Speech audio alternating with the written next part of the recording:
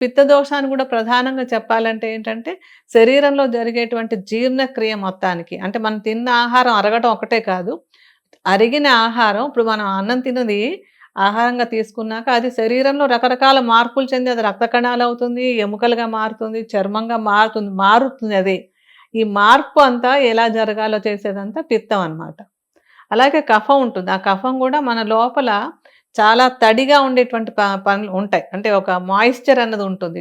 కణాలలో కానివ్వండి, లేకపోతే సర్క్యులేటరీ సిస్టమ్‌లో కానివ్వండి, జాయింట్స్ మధ్యలో కానివ్వండి, శరీరం మొత్తం అంతటా కూడా కొంత తడి అంటే వాటర్ అని మనం చెప్పేది కాదు.